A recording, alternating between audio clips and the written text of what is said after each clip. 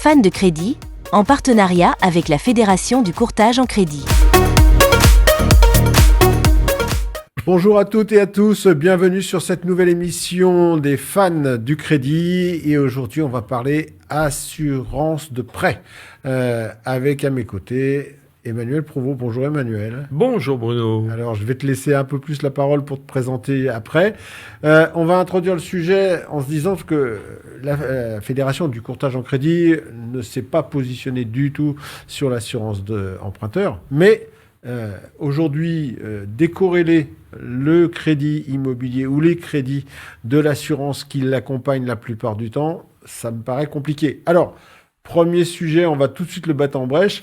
L'assurance de prêt n'est pas une obligation légale, même si, bien évidemment, la banque est très attachée à ce qu'elle soit présente dans ses opérations de contrat de prêt.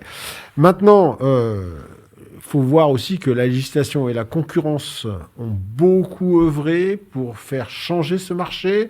C'est peut-être le moment de pouvoir faire un point, un bilan sur ce qui se passe, ce qui s'est passé et ce qui peut se passer prochainement. Et puis, qui de mieux que toi pour pouvoir en parler, directeur général d'AFI-SK Patrimoine, gros acteur de l'intermédiation en assurance, spécialisé dans l'assurance de prêt.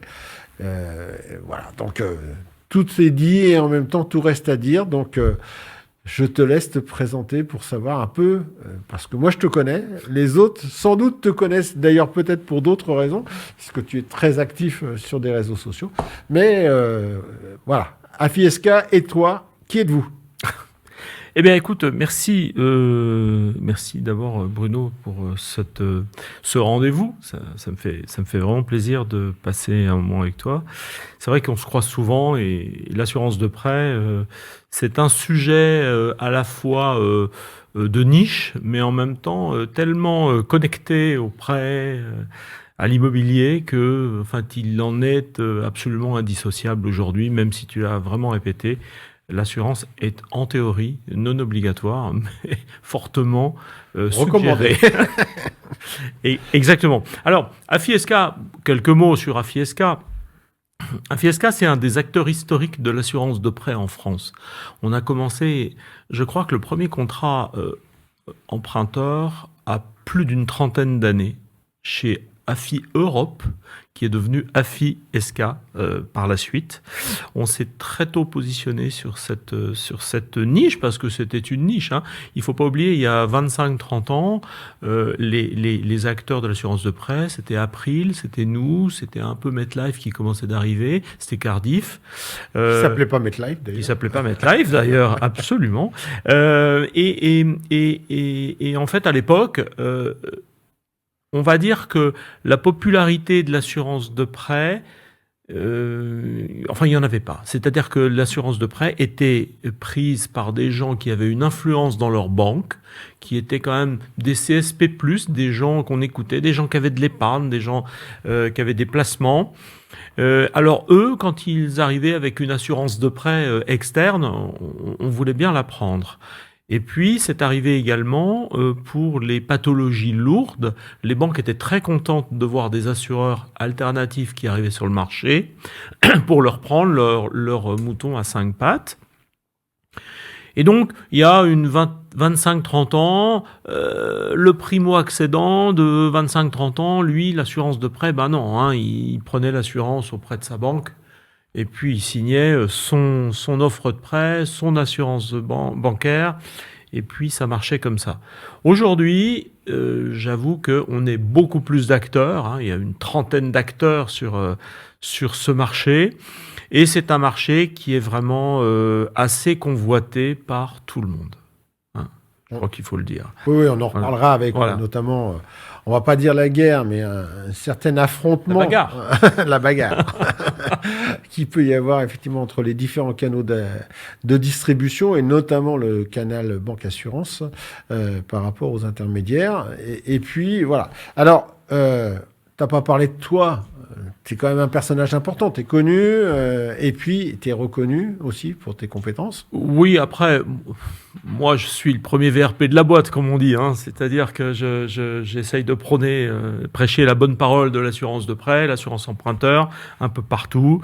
J'interviens également sur BFM Business, et j'essaye de faire en sorte que ça descende de plus possible au grand public. Alors à FISK, on travaille avec des courtiers, donc on travaille avec 3 ou 4 000 courtiers en France. Donc ce sont eux qui portent un peu la parole de l'assurance de prêt, hein. C'est eux le tissu, c'est eux qui ramènent les clients, c'est eux qui font les contrats, hein. Sans eux, FISK n'est pas grand-chose, hein, puisque on travaille quasi exclusivement avec le courtage. Voilà. Donc oui, l'assurance de prêt, moi ça fait 25 ans que j'ai commencé chez AFI Europe, et puis ensuite j'ai basculé chez FISK lorsque un homme appelé Christian Burrus a acheté AFI Europe et a vu dans AFI Europe un complément d'activité, puisque lui faisait avec SK à l'époque uniquement des placements et de l'épargne, de la retraite, et donc on a introduit la prévoyance avec AFI Europe, et notamment avec l'assurance de prêt, et puis également l'homme clé, et puis des couvertures entreprises professionnelles, voilà. Ben, merci bien. Alors, les gens maintenant ils te connaissent un poil plus.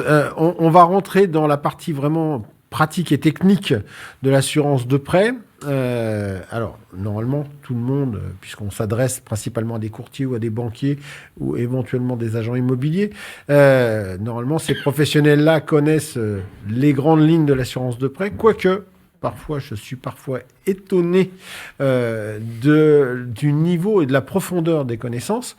En l'occurrence, si on est distributeur d'assurance, on doit absolument connaître et pouvoir enseigner le client. Alors, est-ce qu'on peut rappeler les différents types de contrats qu'il existe? C'est quoi l'assurance emprunteur? Il y a plein de choses dans l'assurance emprunteur. Ouais, tu as raison, on fait beaucoup de confusion aujourd'hui. Alors, à la base, il y avait ce qu'on appelait les contrats groupes. Les contrats groupes, c'était des contrats qui étaient souscrits par des associations pour des assurés. Et en général, les contrats groupes, c'était les contrats groupes bancaires. C'est-à-dire que les banques ont leur propre assurance, ont leur propre compagnie d'assurance, ont leur propre porteur de risque. En général, c'est dans leur groupe. Alors, c'est pas elles-mêmes, mais c'est dans le groupe qui les constitue. Je crois qu'elles s'affichent de plus en plus, d'ailleurs. Oui. Oui.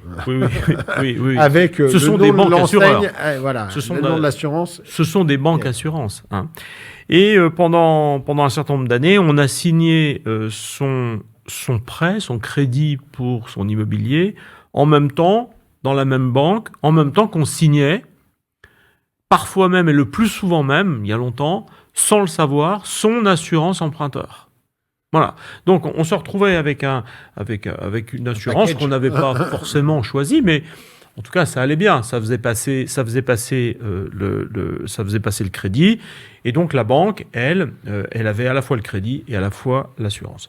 Lorsque ce qu'on appelle les assureurs alternatifs sont arrivés, c'est-à-dire FISK, April, enfin tous les gens que j'ai cités tout à l'heure, Generali également, ces assureurs, on les a appelés les alternatifs, c'est-à-dire qu'ils proposaient une alternative au contrat groupe, ils proposaient des contrats individuels. Alors la différence entre un contrat individuel et un contrat groupe, c'est que le contrat groupe bancaire lui proposait un tarif unique et mutualisait, et mutualise toujours d'ailleurs, entre quelqu'un qui a 25 ans et quelqu'un qui a 60 ans. C'est-à-dire qu'on paye tous le même tarif et on est assuré selon une espèce de moyenne, quelqu'un en bonne santé, pratiquant pas des sports à risque, n'étant pas expatrié, ou enfin quelque chose d'assez médian, mais quand même très couvrant. Hein. Les assurances des banques, en général, étaient plutôt assez couvrantes, il faut quand même le dire.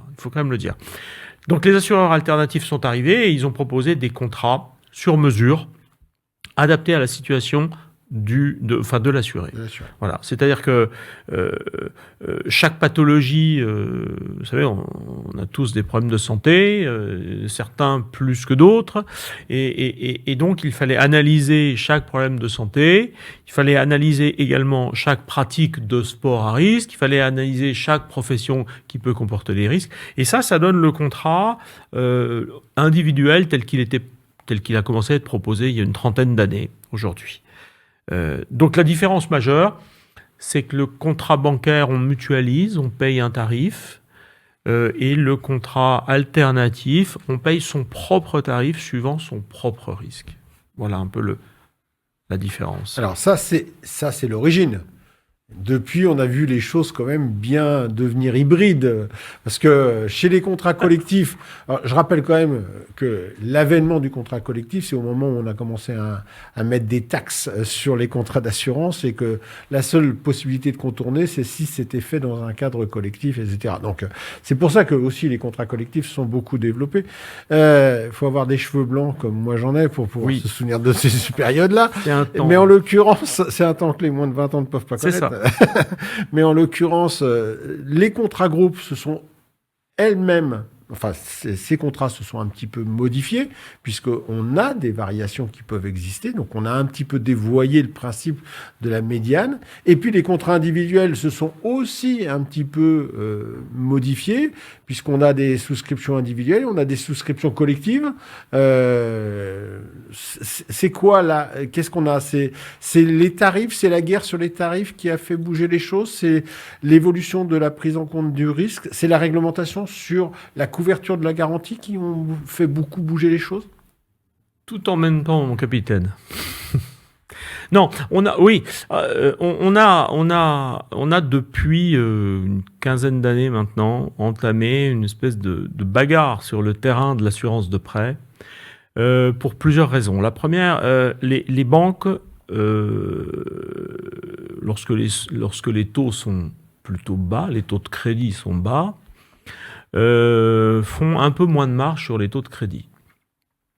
Donc, elles essayent de faire un peu plus de marge sur l'assurance de prêt.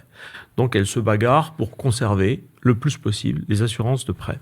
Il faut savoir qu'aujourd'hui, en moyenne, on est à 85-86% de détention des contrats d'assurance de prêt par les banques versus, 14, 15 ou 16 les bonnes années pour les contrats alternatifs. Excuse-moi, je te coupe, mais sachant que dans les contrats alternatifs, on a aussi des accords commerciaux pris par les banques avec certains assureurs qui finalement rentrent aussi dans leur production. C'est ce qui a faussé certaines donnes, puisque les banques ont elles-mêmes créé leur propre assurance alternative pour contrer les vrais assureurs indépendants alternatifs. Donc c'est un peu complexe, mais en même temps c'est assez simple. La banque veut garder son assurance, soit son assurance groupe, soit son assurance alternative. D'ailleurs, j'ouvre une parenthèse. En général, l'assurance alternative que propose la banque en interne n'est proposée que si elle a la menace que le client fait de souscrire un contrat alternatif ailleurs. Donc, forcément, la banque est en concurrence, elle va proposer un tarif un petit peu moins cher, un peu alternatif. Bon, voilà. Et puis, effectivement, depuis une quinzaine d'années, on a remarqué une guerre des prix sur ce marché-là. Alors, juste pour information, par rapport à il y a 25 ans, je pense que la prime, sans trop me tromper, la prime d'assurance de prêt a été divisée par 2 en 25 ans. D'où cette guerre des prix. Et puis, tous les acteurs ont voulu s'y mettre. Pourquoi ils ont voulu s'y mettre? Parce qu'il y a un marché de 11 milliards de primes par an. Ce marché de primes, tout le monde en veut un peu. Et on se dit que si les banques lâchent quelques pourcentages de ces primes, ça fait une sacrée part de gâteau pour les assureurs alternatifs. Je rappelle, 85% détenus par les banques. Si on gagne 1%, on a déjà bien travaillé, d'accord ? Donc effectivement, il y a une bagarre. Mais cette bagarre, elle est au service de l'assuré, Bruno. C'est quand même ce qu'il faut souligner. C'est-à-dire que aujourd'hui, tu parlais de la législation. Le législateur s'est penché sur la protection du citoyen, la protection à la consommation, la protection. On est en surprotection aujourd'hui. Le législateur veut tout protéger, veut protéger tout le monde. Et donc l'assurance de prêt ne fait pas exception.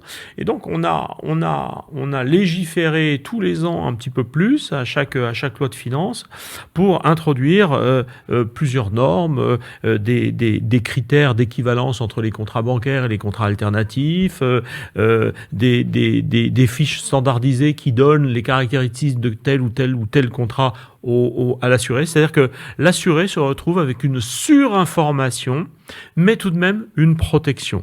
Et donc, ma conclusion sur ta remarque, c'est que tout cela est fait au bénéfice, naturellement, de l'acheteur immobilier, bien sûr. Bien sûr. Ouais. Alors, assurance emprunteur, c'est un mot large dans son champ d'intervention, puisque, premièrement, ça peut couvrir, tu l'évoquais, la notion de prévoyance. Donc, on va en parler un petit peu. Qu'est-ce que ça couvre, la prévoyance? Parce que là aussi, ça se décortique et ça se sous-décompose. Mais ça veut dire aussi la perte d'emploi, ça veut dire tout un tas de choses. Donc, ce marché, il est principalement lié... on se doute, puisqu'on a dit qu'il n'était pas obligatoire. Il est principalement lié quand même à la protection. Et si la banque y est attachée, alors on y a vu les intérêts financiers et économiques, mais il y a aussi la notion de conseil vis-à-vis du client. Parce qu'il n'y a rien de pire que de traiter un dossier qui part en contentieux à cause d'un décès qui était mal assuré. Mais en l'occurrence, voilà. Donc, comment ça se passe? Quelles sont les différentes typologies de garanties qui rentrent là-dedans? Le décès, on est d'accord, on fera peut-être un petit focus sur le suicide pour le rappeler, mais PTIA, perte totale irréversible d'autonomie, etc. Donc, on se le découpe un petit peu pour représenter un peu les choses. On va se le découper un petit peu, et en réalité, ce qu'on va dire, c'est que chaque garantie correspond à ce qui peut vraiment arriver. Il n'y a rien de superfétatoire. Rien n'est fait au hasard. Tu parlais de la perte d'emploi. Alors la perte d'emploi, c'est encore un peu différent. Oui, parce qu'elle n'est pas obligatoire et surtout, la perte d'emploi s'achète. Elle ne se vend pas. C'est quelqu'un qui est un peu inquiet pour sa vie professionnelle peut parfaitement le souscrire. Mais si on commence par la première des garanties, c'est la garantie décès. Alors là, c'est la garantie sur laquelle tout le monde, strictement tout le monde doit être assuré. Alors, qu'on investisse pour sa résidence principale, ou qu'on investisse pour de la résidence locative, ou qu'on investisse sur un prêt professionnel sur la tête d'un chef d'entreprise, ou une enveloppe d'assurabilité pour une flotte automobile, ou des choses comme ça. Naturellement, on doit être assuré pour du décès pur. Et quand je dis décès pur, c'est du décès à la fois accidentel, mais également du décès dû à une maladie, etc. D'accord ? Donc, le décès, c'est la garantie minimum. Ensuite, on a ce qu'on appelle les arrêts de travail. On en entend souvent d'ailleurs en ce moment. D'ailleurs, le mot ITT revient, je ne sais pas si tu as remarqué, de plus en plus à la mode. Alors, et même chez les journalistes, il y a quelque chose qui est tout à fait étrange. Lorsque on a déclenché une bagarre, ou lorsque, par exemple, tristement célèbre, des instituteurs ou des professeurs se font agresser, lorsque l'information est relatée, on parle de cette professeure ou ce professeur a eu 8 jours d'ITT, d'incapacité de travail. Bon, alors, c'est une notion qu'on n'abordait pas dans le temps. Franchement, c'est une notion assez nouvelle que j'ai remarquée sur le fil d'actualité. Elle était abordée par les professionnels. Elle était abordée par les professionnels, mais on ne l'abordait pas publiquement. Alors l'ITT, c'est effectivement l'arrêt de travail. L'arrêt de travail, c'est vous avez un accident, vous avez une maladie en général peut-être même longue, ou même vous avez une grosse grippe et vous êtes en arrêt 2 semaines, donc vous êtes en ITT. 2 semaines. Alors ça, c'est une garantie qui est également, pas obligatoire, mais fortement conseillée. Alors, lorsqu'on achète sa résidence principale, elle est quasiment obligatoire. Elle est toujours obligatoire. En revanche, lorsque on achète de l'immobilier locatif, par exemple, elle n'est pas obligatoire parce que les loyers des appartements sont censés couvrir la mensualité bancaire.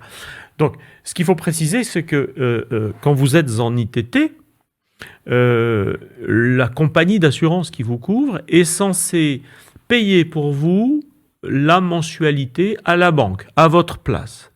Mais là aussi, il y a des nuances, parce que on parle aujourd'hui d'indemnitaire et de forfaitaire, c'est-à-dire que lorsque vous n'avez pas de perte de salaire pendant votre arrêt de travail, si vous êtes sur une garantie indemnitaire, à ce moment-là, la compagnie d'assurance ne paiera pas. Non, on vient déduire, on vient déduire la partie salaire que vous percevez.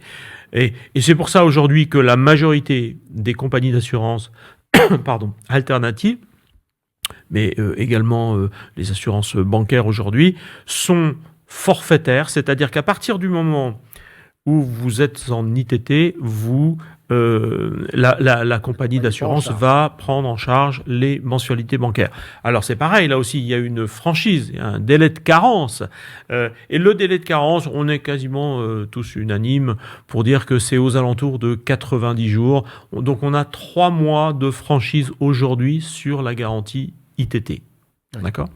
Donc voilà pour l'ITT. Alors juste, oui. on va revenir un petit peu, juste avant que tu passes sur les autres sujets, mais la notion de franchise, ça veut dire que si je suis arrêté dans l'incapacité, mais que c'est moins de 3 mois, je ne suis pas pris en charge par la compagnie. Ça ne fonctionne pas. C'est un petit peu... Allez, je vais la comparer à la franchise automobile, si Exactement. tu veux. Si vous avez un petit accrochage, vous êtes fautif, et puis que vous avez 800 € de réparation, vous avez peut-être un contrat sur lequel il y a 500 € de franchise. Bon, vous aurez à payer 300 €, la différence entre les deux. L'assurance payera 300 €. Vous aurez à payer, 500 € et l'assurance paiera 300 €. Merci d'avoir rectifié. Donc, c'est un peu comparable, hein. C'est exactement le même principe. Et donc, ces 90 jours, effectivement, c'est plutôt un usage proposé. Après, il y a des contrats, et ça, c'est important que les gens fassent attention à cela, et les professionnels doivent absolument aussi tenir compte de la situation du client et de ses souhaits. Mais en l'occurrence, on peut avoir des contrats qui permettent d'avoir... En général, c'est par mensualité, hein, c'est-à-dire qu'on va descendre à 60 jours ou à 30 jours pour simplifier la vie, sinon on ferait des comptes d'apothicaire. Et dans ces conditions-là, bien évidemment, comme l'assurance va être mise en jeu plus vite, elle va faire payer plus cher, puisqu'elle peut être plus souvent mise en jeu. Voilà, c'est-à-dire que les assureurs, depuis 20 ans, ont imaginé la façon dont on pouvait baisser la mensualité d'assurance. Et dans ce qu'on a envisagé, tous, collectivement, on a envisagé des franchises... plus tu as une franchise longue, c'est-à-dire qu'on peut aller sur des franchises à 180 jours, ou 120 ou 180 jours, effectivement, le tarif de la garantie ITT va être nettement inférieur à une franchise qu'on peut prendre à 15 jours ou 30 jours, pour les professions libérales notamment, qui, elles, sont privées de rémunération dès les premiers jours d'arrêt de travail. Donc, c'est quand même important de le dire. La franchise, c'est quelque chose de capital lorsqu'on souscrit son assurance de prêt. Voilà. D'accord. Après, on peut passer à vas-y. à l'invalidité, celle qu'on nomme l'invalidité. Alors, normalement, dans le régime général, on passe en invalidité à peu près 3 ans après le fait générateur qui a généré l'arrêt de travail.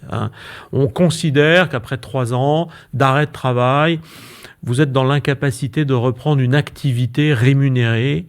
Alors vous pouvez toujours écrire un livre depuis peut-être un fauteuil roulant ou autre, d'accord, mais on va considérer, nous, assureurs, comme étant la limite à laquelle vous allez basculer en invalidité permanente et totale. Et à ce moment-là, cher Bruno, chez AFISK et chez quelques autres assureurs, nous remboursons non pas les mensualités, mais nous remboursons l'intégralité du prêt à ce moment-là. C'est-à-dire le prêt s'éteint et vous êtes en pleine jouissance de votre maison, je pense, à un moment où vous en avez besoin. Et à un moment donné où vous n'avez plus de tracasserie, en tout cas, vous n'avez plus à en avoir côté hébergement. Donc, c'est plutôt assez serein. Non, mais ça, c'est évident qu'il faut vraiment s'attarder en tant que très professionnel important. sur les contrats qu'on propose, une fois encore, adaptés à la situation de la personne et du projet.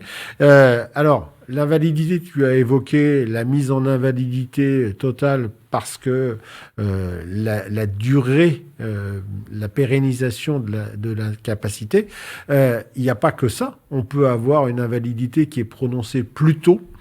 Et dis-moi si je me trompe, mais il faut que ça soit là pour le coup une validation qui soit faite par les médecins conseils de la sécurité sociale et validée encore après par le médecin conseil de l'assurance. Tu as parfaitement raison. En réalité, les assureurs se calent sur le régime général, c'est-à-dire ils se calent sur ce qui se fait. C'est-à-dire que si quelqu'un est tout de suite en invalidité, eh ben, il est tout de suite en invalidité. On va pas inventer quelqu'un en invalidité, quelqu'un qui a eu un accident, qui était tétraplégique, amputé, etc. On va pas le faire passer, le pauvre, par 3 ans d'arrêt de travail. Non, c'est un fait. Le fait générateur, c'est que voilà, il a un statut maintenant d'invalide, et donc naturellement, l'assureur va déclencher sa garantie et va payer le capital restant dû à la banque. Absolument. Alors, ces nuances sur le degré d'invalidité, parce qu'on a parlé du total bien sûr. Et du permanent. Et oui, il y a aussi il peut y avoir du temporaire ou du et partiel. oui, il y a aussi de l'invalidité partielle, etc. C'est pour ça que, en réalité, c'est assez complexe. Les contrats emprunteurs sont devenus, en 25 ans, plutôt complexes à lire. C'est pour ça que ces contrats-là sont en général souscrits via des courtiers, via des intermédiaires en assurance qui, eux, connaissent ce métier, qui, eux, ont la responsabilité, qui, eux, exercent un devoir de conseil sur les assurés. Et donc, on ne rentrera pas forcément là aujourd'hui dans les détails, parce qu'ils sont innombrables, mais vous avez des invalidités partielles, etc. Vous avez des options de rachat, notamment de certaines garanties. Tu sais, Bruno, le mal du siècle, c'est les maux de dos et les maux psy. Voilà. Et donc, à un moment donné, les assureurs doivent coller à cette réalité, doivent mettre des options, doivent mettre des choses qui assurent et qui permettent aux gens d'être parfaitement couverts sur ces notions-là. Mais c'est devenu excessivement complexe, pas compliqué, mais complexe. C'est-à-dire il y a tellement de choses, et notamment et tellement de choses démultipliées par 15, 20 assureurs sérieux, qu'à un moment donné, il faut un professionnel qui connaisse parfaitement ses contrats et qui puisse aiguiller pour le bon contrat ou la bonne garantie. Voilà. Bien sûr. Alors, on a vu le sujet du décès. Je t'avais dit qu'on verrait peut-être un peu la particularité du suicide qui a vécu une modification importante il y a quelques années à partir du moment... Parce que je parle sous ton couvert, mais le suicide n'était pas assurable, entre guillemets, ou en tout cas pas indemnisable. Et à partir du moment où on a commencé à imaginer que ça pouvait être génétiquement provoqué comme une maladie, on s'est posé la question de savoir si le caractère aléatoire... ça paraît un peu affreux de dire ça quand on parle d'un fait intentionnel, mais le caractère aléatoire était quand même respecté. C'est un sujet avec une particularité, c'est-à-dire que, on va le dire, le suicide est tout à fait couvrable et couvert, mais passé une période et là pour le coup, de carence. C'est-à-dire que on va payer pendant une partie de temps avant que, même si le fait soit généré, il ne soit pas indemnisable. C'est ça, la carence ? En réalité, le suicide... autrefois, où il n'était pas couvert, où il était couvert au bout de 2 ans. C'est-à-dire que lorsque vous souscriviez votre assurance emprunteur, vous aviez 2 ans pendant lesquels, c'est scabreux, mais il était interdit de se suicider. D'accord ? Et on a quand même remarqué, on a eu un cas dramatique il y a quelques années. Voilà, je cite cette anecdote toujours parce qu'elle m'avait marqué. On avait un chef d'entreprise qui avait souscrit à peu près un capital d'1 million ou 2 millions d'euros, je ne sais plus, je crois que c'est 2 millions. Et Et ce chef d'entreprise s'est donné la mort une semaine avant la fin des 2 ans de carence de son contrat d'assurance. Ceci pour dire que lorsque vous êtes probablement dépressif ou en état de dépression et que vous avez cette idée de vous donner la mort, il n'y a absolument rien qui vous empêche de le faire, ni aucun calcul. Tu l'as très bien dit, aucun calcul mathématique, aucun calcul stratégique. Et donc cette anecdote, elle montre que le suicide fait partie tout de même des sujets délicats et qu'il fallait s'en occuper. Alors aujourd'hui, naturellement, on a toujours quelques délais de carence, mais on l'a fortement diminué les délais de carence. Je crois qu'aujourd'hui, on est à 1 an de délai de carence. Voilà. Et c'est très bien comme ça. On n'a pas une augmentation de sinistralité due au suicide. Je crois que le pourcentage de suicide d'ailleurs n'a pas forcément évolué on est plutôt avec des professions années. Qui sont très largement identifiées comme étant plus mortifères que d'autres, mais. En revanche, je reviens sur une notion importante, si tu me le permets, Bruno. En ce moment, on a vécu depuis quelques années, 3-4 ans environ, une augmentation très très forte de la sinistralité d'arrêt de travail. Et je pense que ce qu'on vit aujourd'hui, cette crise dans laquelle on est et on s'installe, cette instabilité permanente, un contexte anxiogène, etc., fait que c'est tout à fait normal que les assureurs aient aujourd'hui un surplus de sinistres qui arrive depuis 2-3 ans. Alors on a des professions qui sont extrêmement touchées, et je le dis parce que la statistique est parue chez nous il y a très peu de temps. Les professions qui sont extrêmement touchées sont les professions de santé et les professions de l'éducation. C'est totalement instinctif. Je suis sûr que si je t'avais demandé 2 professions en tête de liste, tu m'aurais probablement cité celle-là. Donc, dans les évolutions, en tout cas. Dans les évolutions, oui, dans les évolutions. Le monde de la police et de la sécurité et le monde de l'agriculture également sont très, très touchés historiquement. Bien sûr. Sauf qu'aujourd'hui, tu parlais du monde de l'agriculture. Je pense qu'un agriculteur va moins facilement se mettre en arrêt de travail, en incapacité, qu'un professeur qui, malheureusement, s'est fait insulter par un élève et doit se reposer pour supporter cette situation à laquelle je souscris. Je souscris à l'arrêt de travail, je souscris au repos. Il n'y a aucun problème avec ça. Mais il y a des professions quand même tout de même plus fragiles et plus atteintes. C'est pas qu'elles sont plus fragiles, c'est pas que les gens sont plus fragiles, c'est qu'ils sont plus atteints, quoi. Enfin, toi et moi, on va sortir d'ici, on va pas se faire agresser par quelqu'un de 15 ans. Eux, oui. Donc la société a changé, nos modes de vie ont changé. Voilà, il faut quand même le remarquer quand même, le souligner. Alors, on a vu qu'il y avait différentes situations, il y a différents risques, on appelle ça comme ça en assurance, qui peuvent être couverts. Il faut faire attention aux conditions et aux modalités de couverture de ces risques. On va parler maintenant, on va partir d'un parcours, d'un dossier, quelqu'un qui s'assure. Il y a différentes étapes.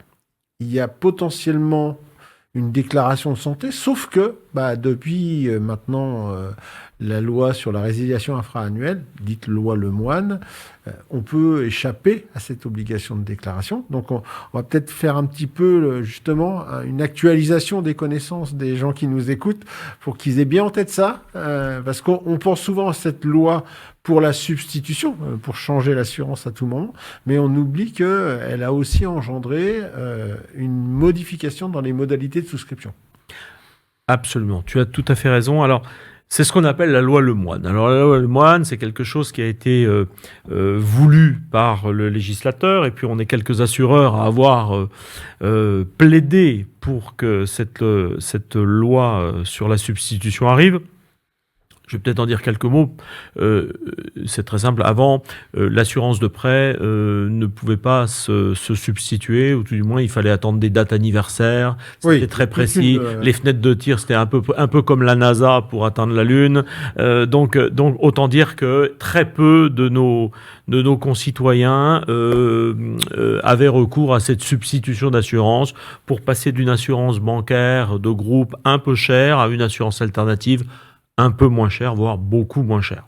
Et puis le législateur en 2022, grâce à la députée Lemoine, a fait passer cette loi qui dit que à tout moment, on peut changer son assurance de prêt pour une assurance de prêt équivalente. Alors il y a des normes tout de même, oui. d'accord, mais quasiment tout le monde peut changer son assurance de prêt. Alors après, on va le voir. Il y a des cas où il ne faut pas le faire, lorsque votre état de santé s'est dégradé, parce que vous êtes bien au chaud avec votre contrat actuel et vous risquez d'avoir un nouveau contrat avec peut-être des carences de couverture ou des surprimes importantes qui, finalement, ne vous feront pas gagner beaucoup d'argent sur vos mensualités. Tu parlais de la santé, mais il peut y avoir la situation professionnelle aussi. Absolument, tout à fait. Oui, quelqu'un qui est passé à un métier à risque. Alors, je suis journaliste à BFM et tout d'un coup, je vais vers le métier de cascadeur. Alors, effectivement, je vais prendre quelques risques et donc je vais avoir un tarif légèrement surprimé. Tu as raison. Mais je reviens à ta question importante, c'est que dans cette loi Lemoine, il y a eu un pendant un peu inattendu Plutôt poussé par les banques. Plutôt poussé à l'époque par Nicolas Terry, qui était le patron du Crédit Mutuel, qui avait même laissé entrevoir, et même Nicolas Sarkozy, lors de sa campagne, je me souviens, présidentielle, sa première campagne présidentielle, avait quand même ouvert un peu une boîte de Pandore en disant que l'accession à la propriété, c'était quand même injuste, qu'on demande un état de santé et qu'on analyse la santé de quelqu'un qui veut acquérir sa résidence principale. C'était principalement la résidence principale. Il est anormal qu'on n'accède pas à la propriété en ayant un problème de santé. Voilà, c'était le leitmotiv. Et donc en 2022, les sénateurs, je crois que c'était un aller-retour au Sénat qui a fait que... En fait, c'était initié un peu, l'idée est initiée par Bourquin, sénateur du Doubs, si je me souviens bien. Sénateur du Doubs. Ouais, c'est ça. Ouais. Et en l'occurrence, qui n'a pas souhaité continuer, donc a un petit peu passé le relais. Il a passé le relais. Député Lemoine. Oui, il a passé le relais. Le sénateur Bourquin avait fait avancer quand même les choses, puisqu'il avait donné une résiliation à date anniversaire. Et puis, à partir du moment où on avait 1 an, on pouvait résilier à tout moment. Mais il fallait une carence d'1 an à l'époque. Donc, la députée Lemoine, elle a déposé ça. Et puis, en échange de cette résiliation infra-annuelle, une concession a été faite sur l'évaluation médicale de l'assuré au moment où il souscrivait son assurance de prêt. Et aujourd'hui, on peut, dès lors que on va pas au-delà des 60 ans à l'issue du prêt, à la fin de prêt, et dès lors qu'on emprunte moins de 200 000 euros ou que nos encours de prêt sont de moins de 200 000 euros. Et tu fais bien de préciser et que nos encours de prêt, absolument, assurés. Parce que si on a déjà des assurances de prêt qui couvrent 100, 200, 300, ça vient s'accumuler. Voilà, on vient additionner. Il faut que l'addition de tous tes encours de prêt n'excède pas 200 000 euros. Par tête de pipe. Par assuré. Voilà, par quotité assurée. Voilà. Et donc, du coup, les gens qui sont dans cette catégorie-là n'ont pas à répondre à un questionnaire de santé. Voilà, ça veut dire que, en partir de 2022, on a vu, nous, les assureurs, arriver cette chose-là avec beaucoup de surprises. Alors, on s'y attendait quand même un petit peu, mais avec pas mal d'angoisse quand même, puisque, tu sais, dans l'assurance, il y a le mécanisme d'anti-sélection, qu'on appelle. Ça veut dire que ce jour-là, on ouvre une boîte de Pandore et on dit à tous ceux qui sont atteints d'une maladie absolument incurable, d'une maladie absolument inassurable, et éventuellement sur lesquels on assurerait, mais avec des primes quand même assez élevées, on leur dit ce jour-là, souscrivez votre assurance de prêt, c'est gratuit entre guillemets, vous n'aurez pas d'incidence sur votre état de santé. C'est pour ça que certains assureurs, ils sont allés comme ça. Voilà, on s'est tous pliés à la loi Lemoine, il n'y a aucun problème. Certains autres assureurs ont dit, nous, on aimerait qu'à l'entrée, quand même, il y ait des maladies qui soient exclues, 1 ou 2 maladies quand même très, très, très délicates. Donc, chacun a fait un peu sa tambouille. Chacun a augmenté un peu ses tarifs pour couvrir le risque potentiel qui subviendrait au cas où on est ouvert une bouche d'aération et qu'on aspire absolument tout le monde ce jour-là. Le résultat, c'est que 3 ans après, Bruno, ça n'a pas été aussi... j'allais dire tragique, non, pas du tout. Parce que faut quand même encore le dire, c'est au bénéfice de l'assuré et c'est très, très bien. C'est une très bonne chose, d'accord ? Donc, 3 ans après, on n'a pas remarqué beaucoup plus de... Il y a plus de sinistres, d'accord ? Il y a cette population-là qui n'a pas répondu à un questionnaire de santé est un tout petit peu plus sinistrée en arrêt de travail, etc., que la population qui, elle, remplit un questionnaire de santé, un rapport médical ou autre chose. Donc, globalement, ça s'est plutôt bien passé.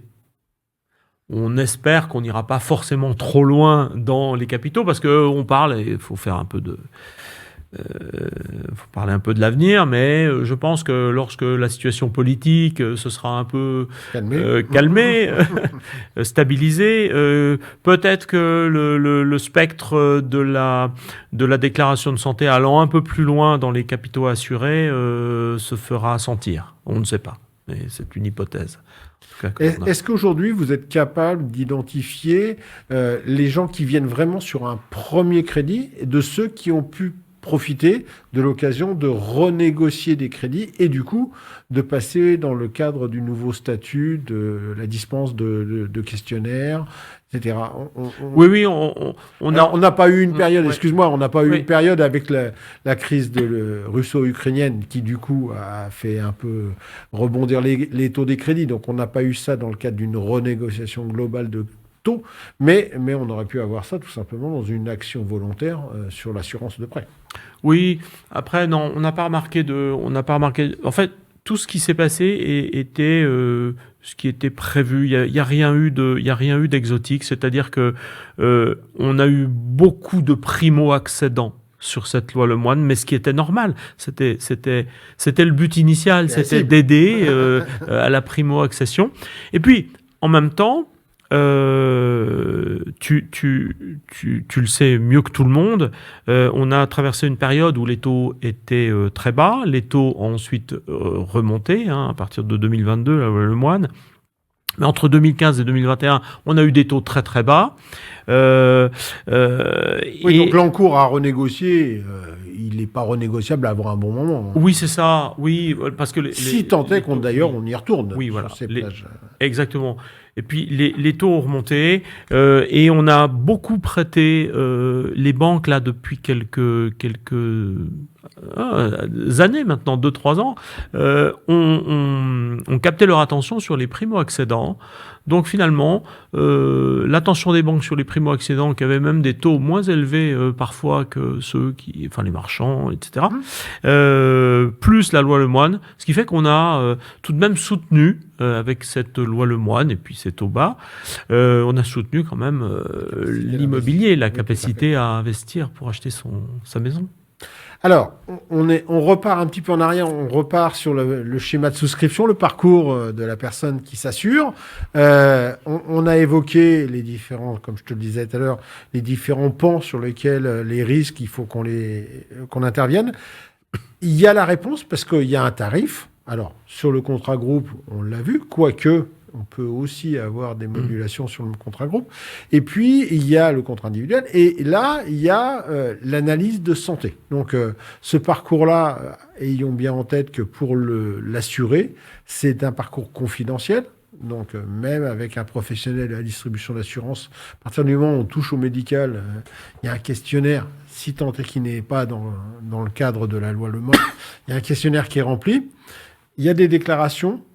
Premièrement, je crois qu'on insiste lourdement parce qu'on est tous les deux des anciens dans le métier, mais il est toujours bon de le rappeler, c'est attention, ne vous prêtez pas au jeu de la fausse déclaration en vous disant ça passera plus facilement parce que derrière, fausse déclaration égale potentialité.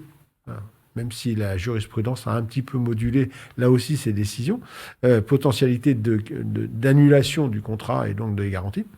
Et puis, il y a la réponse de l'assureur. C'est-à-dire que c'est pas parce que j'ai un tarif qui m'est proposé que je vais forcément payer ce tarif. Notamment, il peut y avoir des exclusions, il peut y avoir de la surprime. Ça se passe comment, ce schéma, ce parcours? Alors, il y a beaucoup de questions. Pardonne-moi, Bruno. Il y a beaucoup de questions. Alors, on va essayer de répondre dans l'ordre. Tout d'abord, je crois qu'on doit dire une chose, c'est que aujourd'hui, la concurrence des assureurs sur l'assurance de prêt a fait que nous avons énormément amélioré nos process de souscription de l'assurance de prêt. Là où il y a 25 ans, on envoyait le polycarboné, on remplissait en 3 exemplaires le questionnaire de santé, le rapport médical, et puis on allait dans une clinique, etc. etc. Aujourd'hui, il y a un tel état d'avancement dans ce process qu'on ne se souvient même plus de ce qui se passait avant. Donc, ce que je veux dire, c'est que le process médical est un process strictement personnel, c'est-à-dire que l'assuré aujourd'hui reçoit un code SMS et il remplit sur son petit téléphone ses questions médicales et puis il les renvoie à un serveur qui analyse et puis établit le tarif. Et puis, ce qu'il faut dire aussi, et là tu as parfaitement raison de le souligner, aujourd'hui il faut déclarer les choses, il ne faut pas chercher à mentir.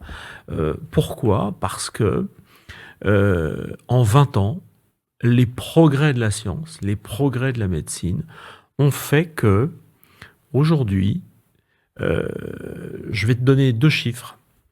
Le premier chiffre, on arrive via les extranets de souscription à déterminer le tarif sur plus de 600 pathologies, ce qui est considérable. S'il n'y a pas, tout y est.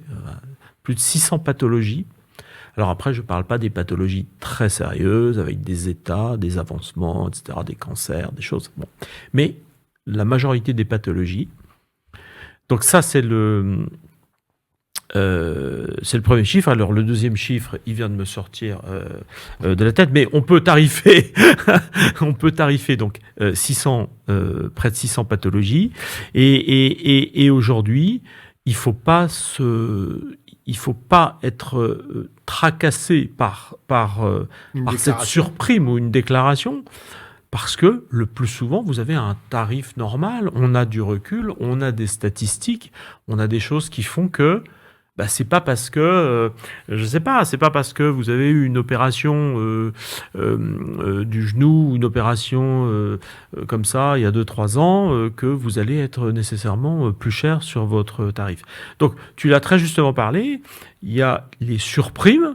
Et puis, il y a aussi les exclusions. Parfois, on exclut une pathologie que vous avez eue, mais attention, c'est pas des exclusions concernant le décès, c'est des exclusions liées aux arrêts de travail. C'est-à-dire que si vous avez un genou plus fragile que d'autres, qui a une prothèse, vous êtes fait opérer 10 fois du genou, il y a un moment donné, on va exclure un arrêt de travail sur ce genou, les conséquences de cette opération. Ce qui n'est pas méchant du tout. Et puis, on a également les surprimes temporaires. Le temps, c'est-à-dire qu'on vous prend, on vous assure, mais on va prendre une surprime temporaire le temps qu'on sache si la maladie est consolidée, stabilisée, etc. Donc, si on résume l'aspect médical des choses, ne pas avoir peur de tout déclarer, parce que vous seriez surpris de tout ce que l'on prend et de tout ce que l'on prend à tarif normal. Voilà, je l'ai retrouvé, ma statistique. Aujourd'hui, chez Afiesca, on tarifie et on prend en assurance, on assure près de 96% des pathologies. C'est beaucoup, 96%. Hein. Voilà, les gens qui nous écoutent, qui nous regardent, rentrent principalement dans ces 96%. Il y a quelques vraiment cas particuliers. Cas très très particuliers pour lesquels ça ne rentre pas. Mais voilà, ça rentre. Et alors, je vais préciser quand même une chose que nos auditeurs ignorent peut-être, que toi tu connais très bien, c'est ce qu'on appelle la fausse déclaration, l'article L113.8, mais également le L113.9. C'est-à-dire que vous avez deux types de fausses déclarations ou de mauvaises déclarations. On va dire mauvaises déclarations. Il y a l'intentionnel et puis il y a la non intentionnelle. Donc rassurez-vous, dormez tranquille. Si vous avez commis une déclaration non intentionnelle, c'est-à-dire que vous vous réveillez 6 mois après en disant « Oh, zut, j'ai oublié de dire que je m'étais fait opérer une appendicite, etc. etc. » Rassurez-vous. C'est pas si grave que ça de pas l'avoir déclaré parce que c'est ancien, etc. Et puis 2, il y a un code d'assurance, le L113.9, qui stipule que comme c'était pas intentionnel, vous n'avez pas caché quelque chose de très grave à l'assureur, vous allez quand même être remboursé de la majorité du crédit et des mensualités inhérentes. Voilà. Le L113.8, pour le coup, bon, voilà. Oui, lui, il est factuel. Lui, il est factuel. Pas à la réalité. Vous nous avez dit il y a 1 an que vous n'aviez rien du tout, ou que vous fumiez ou vous n'aviez jamais fumé de votre vie. Vous avez un cancer. Il se trouve que voilà, vous êtes en arrêt de travail et que vous avez un cancer des poumons depuis 2 ans et demi. Bon ben ça c'est factuel. Hein. Vous avez souscrit il y a 1 an, vous avez un cancer des poumons depuis 2 ans et demi. Pourquoi l'avoir caché? Voilà. On aurait pu en plus vous mettre une surprime temporaire ou quelque chose. Voilà. Oui. Ou adapter le contrat. Ou adapter le contrat. Alors, ça, on va se placer là dans tes 4% qui restent et on va peut-être glisser un mot sur la notion du dispositif AERAS qui a fait, alors pour les plus anciens, vous savez que ça a fait suite au Bélorget, etc., au dispositif Bélorget. AERAS qui emporte avec lui également ce dispositif, non seulement les conditions de recours par rapport à l'assurance, mais également le droit à l'oubli. Donc, on glisse tout. On va pas rentrer dans le détail parce que c'est une usine à gaz, un tableau qui fait 3 pages voilà. en fonction des pathologies et qui, en plus, évolue tout le temps, et heureusement. Mais voilà, le principe de AERAS, c'est de dire... même si un assureur, dans ces conditions, dans ces critères, ne souhaite pas vous assurer, vous avez possibilité d'avoir un recours et l'assurance est obligée de vous mettre à disposition un contrat minimum, on va dire, c'est ça ? Alors, c'est pas tout à fait ça. C'est pas tout à fait ça. Alors, concernant le droit à l'oubli, alors ça, c'est quelque chose qui est très bien.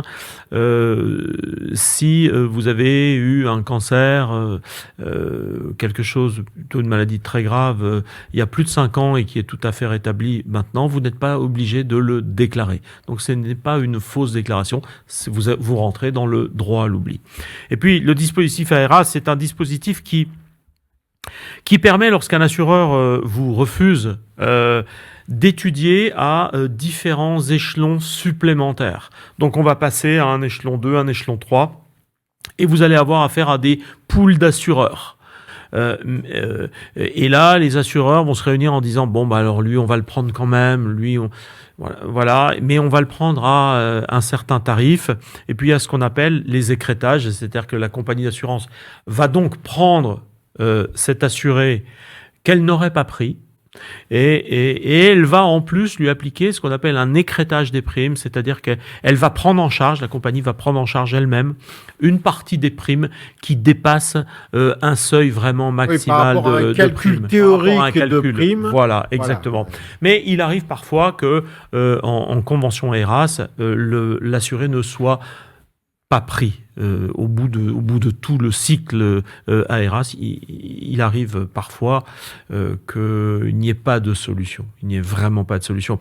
Et alors, certaines compagnies d'assurance proposent le décès accidentel à ce moment-là, puisque le décès accidentel, il est indépendant de toute maladie, mais tout de même, tout de même, hein, voilà, si vous avez une maladie invalidante ou si vous avez des problèmes cardiaques et que vous avez un accident de voiture et que vous décédez, est-ce que c'est la voiture qui est venue en face? Est-ce que c'est vos freins qui ont lâché ou est-ce que c'est votre cœur qui a lâché? Donc la question reste entière. Donc il peut y avoir une possibilité de décès accidentel, une possibilité d'assurance accidentelle, mais encore faut-il que la banque accepte ce type d'assurance, ce qui n'est absolument pas garanti. Voilà. Alors, dans les derniers sujets que tu as déjà d'ailleurs effleurés, on va parler des pratiques sportives ou des pratiques à risque, parce qu'on va voir que, même si pour parfois c'est du sport aussi, et puis les pratiques ou les habitudes professionnelles ou les contraintes professionnelles, là aussi. Et on pourrait peut-être aussi évoquer en même temps la notion de localisation de résidence, puisque AFISK fait partie des entreprises d'assurance qui proposent des contrats assez agressifs, entre guillemets, sur ces catégories de population.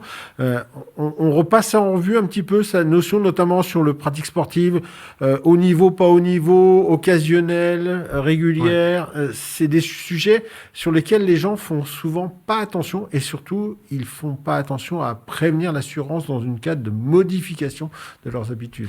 Et ils font pas attention à tort parce que ce qui se pratique aujourd'hui est vraiment toujours à leur bénéfice. Vraiment, il faut quand même le signaler.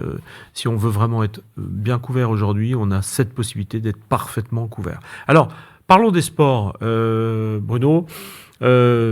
Chacun pratique du tennis, du ski. Comme tout à chacun. Les sports les plus courants sont en général pas indiqués dans les conditions générales, mais sont parfaitement couverts sans autre forme de déclaration. C'est-à-dire que tu vas une semaine au sport d'hiver faire du ski, t'as pas besoin de mettre à ton assureur de prêt que tous les ans tu vas au sport d'hiver faire une semaine de ski. D'autant plus que généralement dans ton pass, tu as aussi un contrat d'assurance qui est souvent attaché voilà. Potentiellement. Tu seras potentiellement couvert sans aucun problème. Tu skis sur les pistes, tu seras couvert. Tu skis légèrement en dehors des pistes, tu seras en général couvert. Voilà.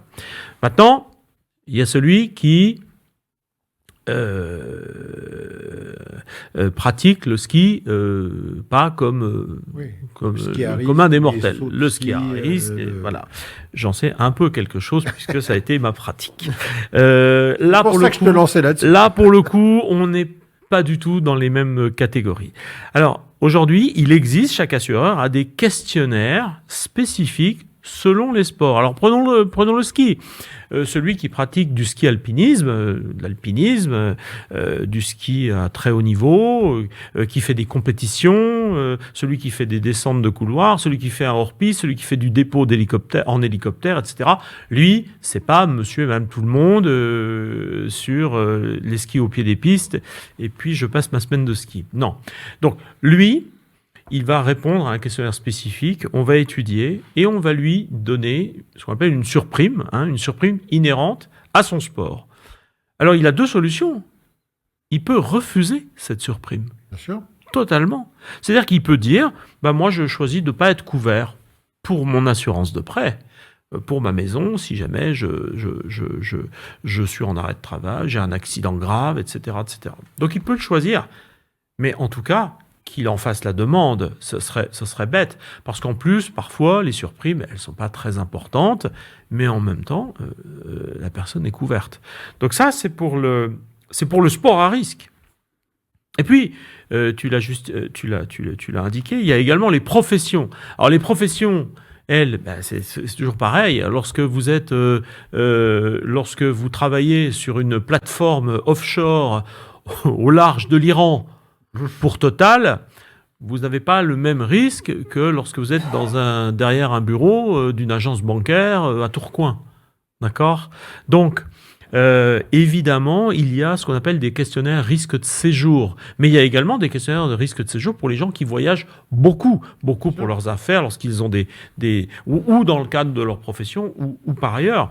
Donc, il est toujours très utile de remplir ces questionnaires parce qu'en plus, la majeure partie du temps, vous êtes couvert, pas forcément avec des surprimes, d'accord ? Donc, mais c'est signalé. Et puis, vous avez les expatriés, et effectivement, tu l'as signalé, Fiesca est un des spécialistes français sur les contrats d'assurance pour les expatriés, donc on est capable d'assurer dans plein de pays du monde. Alors, bon, en ce moment, il y a de moins en moins de pays. Il y a quelques pays infréquentables sur lesquels on n'assurera pas, mais en même temps, les gens n'y vont pas non plus et reviennent en France. Donc, il y a toutes ces choses qui font que aujourd'hui, il est très important de tout déclarer. Je vais quand même terminer par quelque chose de très important. Il y a ce qu'on appelle sur le marché les contrats incontestables. La Fiesca en fait partie. Les contrats incontestables, c'est quoi ? C'est à partir de la souscription où on a fait une photo de votre situation. Vous étiez fonctionnaire à Paris, dans des bureaux, et vous pratiquiez le ski sur piste. Voilà. Demain, vous vous mettez à faire un sport qui est couvert par les conditions générales, mais dont vous n'avez pas signalé ce changement. Vous êtes pris de passion pour le deltaplane. Bon, que voulez-vous ? C'est des choses qui arrivent. Il n'assimile pas un sport à risque, le deltaplane. Alors, s'il est dans les exclusions des conditions générales, il sera exclu. Mais s'il n'est pas dans les exclusions des conditions générales, il sera couvert. De même que si vous changez votre profession et que vous allez justement sur une plateforme offshore, vous passez de fonctionnaire à plateforme offshore chez Total, vous serez couvert sans le signaler, sans l'avoir signalé à votre assureur. C'est la particularité des contrats incontestables. C'est très important, ces contrats. Bien sûr, non, mais ça, voilà. C'est évident. Ok, sur ces notions, oui, alors, dans les sports à risque, en général, dis-moi si je me trompe, on est sur des sports qui soit utilisent des armes, soit des sports mécaniques, soit des sports aériens, soit des sports de plongée. C'est ça qu'on est... En général, qu'on exprime en termes de sport à risque. Je crois que tu as tout dit. Voilà. Écoute.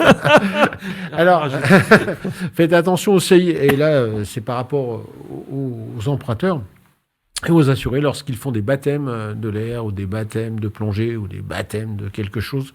Dès lors qu'on passe en risque, regardez quand même que cette journée soit couverte également par un contrat d'assurance parce qu'il peut y avoir des particularités. Quelques contrats ne couvrent pas les baptêmes, mais exactement. Il y a quand même des contrats qui couvrent les baptêmes. La pratique occasionnelle. Alors, je voudrais finir parce que le temps tourne très vite et puis avec toi, on pourrait y passer une journée tellement tu es passionnant. Et la notion de conseil en assurance, parce que je disais que l'intermédiaire ou le distributeur en assurance n'a pas le droit d'avoir forcément... Enfin, il y a la protection du secret médical, etc. qui vaut. Néanmoins... on voit bien qu'on est juste à la bordure de la notion de conseil. Et aujourd'hui, nos autorités de contrôle, par exemple, la CPR, est très à cheval sur cette capacité à avoir, d'une part, informé, mais aussi accompagné pour pouvoir adapter la solution d'assurance qui est à la situation du client. Donc, elle est où cette difficulté en ce moment ? Elle est facilement... Alors, j'imagine que des compagnies ou des distributeurs comme toi, vous avez fait tout le nécessaire pour essayer de protéger le professionnel, mais elle est où cette différence ? Elle est où cette nuance ? Et à quel moment je suis dans le faux ? Alors, je pense que... Toujours beaucoup de questions. Oui, ça fait beaucoup de questions. C'est vrai qu'il faut se souvenir du début. Je pense qu'aujourd'hui, Bruno, tous les acteurs alternatifs, mais aussi bancaires, banque assurance, se sont pliés, mais pas à contre-cœur. Hein. C'est quelque chose de très utile. Tu sais que de toutes les professions qui touchent à l'argent, à un moment donné, il faut savoir un peu légiférer, il faut savoir éliminer les brebis galeuses, entre guillemets, et il faut savoir protéger absolument le consommateur. Donc, je pense que la quasi-intégralité des acteurs de ce marché de l'assurance de prêt est parfaitement sensibilisé sur ce devoir de conseil. J'en veux pour preuve, on contrôle tous les ans, on a un audit interne chez Fiesca, on contrôle tous les ans une centaine de courtiers. Tous les ans. Et on les sensibilise sur leur devoir de conseil, on essaye d'analyser un peu là où ça peut pêcher, on leur fait des formations, on les invite à se mettre en conformité, et jusqu'à ce qu'ils soient en conformité, ne travaillent plus avec nous. Voilà. Et donc, les acteurs, notamment les courtiers qui, eux, sont au service des clients, les courtiers sont de plus en plus sensibilisés autour de ce devoir de conseil. Et aujourd'hui, il y a très peu de difficultés, sachant que dans le devoir de conseil, les clients ne s'en rendent pas compte, mais comme nous sommes des assureurs alternatifs, nous collons au sur-mesure du client. Donc, à un moment donné, il faut vraiment connaître son client, son assuré, d'accord ?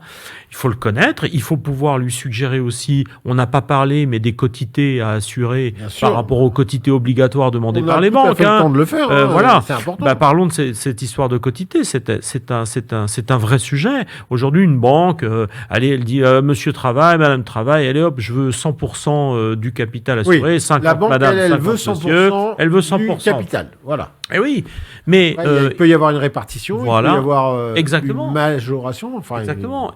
Et puis le courtier, lui, quand il va discuter avec le couple de clients, il va se rendre compte que Madame, elle a envie d'avoir 3 à 4 enfants, elle a envie de les élever, elle a envie de s'arrêter un petit peu, elle a envie de reprendre un travail, etc.